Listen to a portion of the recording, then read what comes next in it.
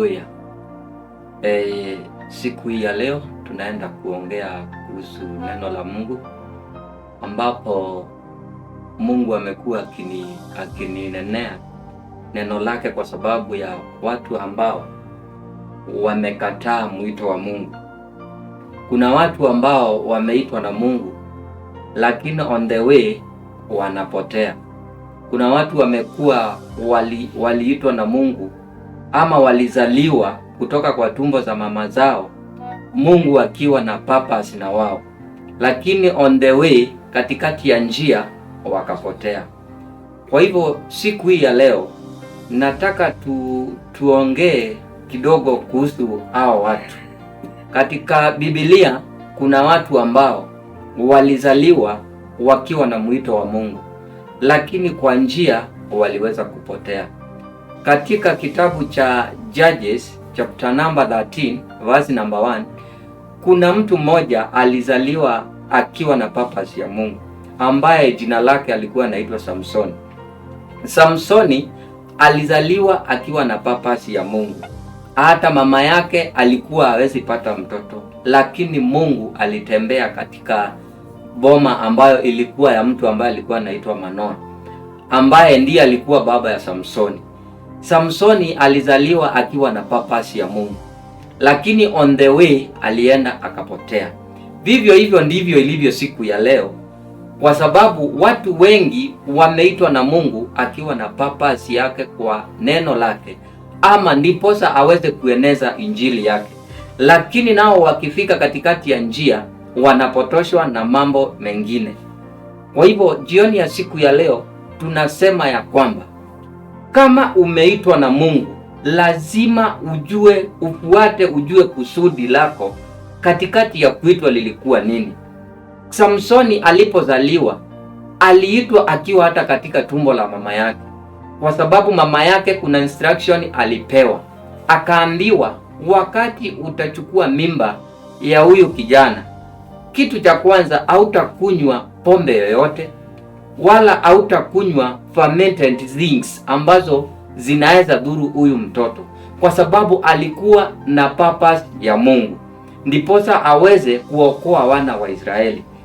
Kwa hivyo jioni ya siku ya leo neno la Mungu linasema Samsoni alipozaliwa alizaliwa akiwa na kusudi la Mungu, lakini katikati ya njia aliweza kupotoka, akaingia katikati ya jamii zingine alizokuwa zimetengwa mbali na jamii yao.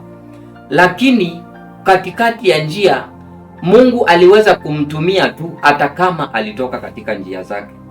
Ndiposa hata siku hii ya leo kuna watu ambao wameitwa na Mungu, lakini hawajajua kusudi lao la kuwa kwa Mungu ni nini. Hawajafuata wajue kwa nini Mungu aliwaita. Kuna wengine waliitwa na Mungu ndiposa wakuje kuinua ministry, lakini katikati ya njia waliweza kusahau. Ni vizuri ukiwa katika huduma ama ukiitwa na Mungu ujue kwa nini ama sababu yako ya kuitwa. Kama umeitwa na Mungu ndiposa ukuje uinue ministry, unakuja na unafuata, ama unahakikisha ya kwamba unajua kwa nini Mungu alikuita. Kwa hivyo ukiwa kwa ministry, kama hautajua sababu yako ya kuitwa, hakuna mahali unaenda, ndugu yangu, dada yangu. Lazima ufuate na ujue kwa nini mimi niko hapa, kwa nini mimi nimeitwa kwa hii ministry na si kwa ile nyingine. Kwa hivyo lazima ufuate, ndiposa ujue hii ministry nimeitwa kwa sababu ya hii neno, nimeitwa kwa hii ministry ndio niweze kusimama kwa hili pengo. Wengine wako kwa ministry na hawajui madhumuni yao ama sababu yao ya kuwa kwa hiyo ministry.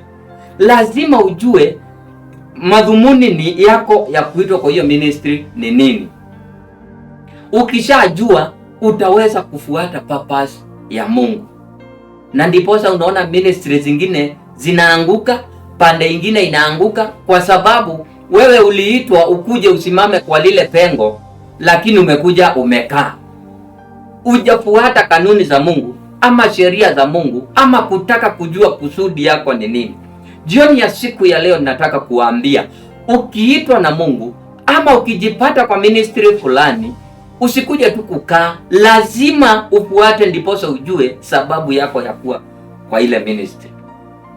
Jioni ya siku ya leo naongea na kila mmoja mahali popote ulipo, fuata kanuni za Mungu na ndiposa uweze kujua kwa nini alikuita mahali umeitwa. Kuna mtumishi ambaye naishi naye katika kanisa langu, baba ambaye ananilea kiroho, ametufundisha kujua purpose yako ni nini, ndiposa uweze kukamilisha ile purpose Mungu amekuita. Lazima ufuate, ndiposa uweze kujua kwa nini umeitwa. Unapofuata lazima utajua kwa nini Mungu alikuita. Samson alipoitwa na Mungu, mwanzo alikuwa na purpose ya Mungu, lakini aliposonga aliweza kutoka katika njia za Mungu, kwa sababu aliweza kuingiana na wanawake. Kuna mwanamke mmoja alimshika, ndiposa akaweza kunyolewa, kwa sababu alizaliwa akiwa purpose ya Mungu. Hakukuwa nyolewe nywele zake, kwa sababu alikuwa na extra, alikuwa anafanya vitu zingine tofauti na zile watu wamekuwa wakifanya, lakini yeye alifuata purpose ya Mungu. Katika njia akapotea, ndiposa aliposhikwa alinyolewa nywele zake, nguvu zake zikamuisha. Walipoishiwa na nguvu, alishikwa na maadui zake, wakaweza kumtumia. Lakini katikati ya njia, kwa sababu Mungu alikuwa amemuita, alikuwa amemteua, aliweza kumrudishia nguvu zake baadaye, na ndiposa aliweza kufanya makuu kuliko yale aliyofanya wakati alikuwa hajanyolewa nywele yake ya kwanza. Nywele ya pili ile ilimea, akafanya mambo makuu kuliko yale aliyoyafanya. Ukisoma Judges 13 chapter number 1, ukiteremka utaona yale mambo aliweza kufanya. Alifanya mambo makubwa kuliko yale alifanya hapo mwanzo, kwa sababu Mungu alikuwa amemteua. Kwa hivyo siku ya leo nataka ujue ya kwamba hata kama ulitoka kwa purpose ya Mungu, uko na nafasi nyingine tena ya kurudi na kufuata, ndiposa Mungu akaweze kukutumia zaidi na zaidi. Kwa hivyo Mungu ako na nafasi yako tena, wewe urudi katika senses zako na uweze kufuata na uweze kujua kwa nini Mungu alikuita. Na ukirudi ujue kwa nini Mungu alikuita, Mungu ataweza kukutumia na zaidi na zaidi. Kama ni mahali unafaa kusimama katika pengo, simama, kwa sababu Mungu anayo nafasi ya pili. Mungu atakupea nafasi yako ya pili, ndiposa uweze kumtumikia, kwa sababu Mungu hajamaliza na wewe. Mungu bado anakuhitaji. Hata kama ulitoka kwa purpose zake, bado Mungu ako na jukumu lingine lako la kufanya kazi kwake. Anakuhitaji, kwa sababu Mungu atakupea the second chance, ndipo uweze kufanya kazi yake. Kwa hivyo jioni ya siku ya leo nataka kunena na kila mmoja, nimwambie hata kama ulitoka katika njia za Mungu, Mungu bado anakupenda, Mungu bado anakuhitaji. Mahali ulipokuwa umesimama kwa pengo, labda hata pengo lako alijaipata mtu mwingine wa kufanya kazi uliyokuwa unafanya katika madhabahu yake ama katika nyumba yake. Katika nyumba yake kuna nafasi maybe ulikuwa usimamie na ulitoka, labda Mungu hakujaza hiyo nafasi, bado anangoja wewe urudi ndiposa uweze kusimama kwa hilo pengo. Kwa hivyo jioni ya siku ya leo nakukaribisha tena katika nyumba ya Mungu. Mahali popote ulipokuwa unasimama kwa pengo lake, rudi, bado Mungu anakuhitaji. Anahitaji bado nguvu zako, anahitaji bado mawaidha yako, ndiposa ukuje uweze kupea watu advice, ama uweze kuwa mwalimu wao, ama hata uwe mchungaji wao, ama ukuwe director kwa mahali fulani katika kazi ya Mungu. Kwa hivyo jioni ya siku ya leo, kila mmoja akaweze kujirudia mbele za Mungu, ukaweze kurudi. Mungu ako na purpose yako. Kama vile Samsoni alimea nywele zake, maadui zako labda walikunywa nywele, maybe walikuaibisha, maybe kuna mambo walikufanyia, lakini hawatazuia nywele zako zimee tena, kwa sababu nywele zako zitamea. Hata kama walizinyoa, Mungu atafanya zimee tena. Kwa hivyo rudi, ndiposa uweze kujua purpose ya Mungu. Kwa hivyo jioni ya siku ya leo utaweza kubarikiwa na hilo neno. Mungu awabariki sana na Mungu awatende mema.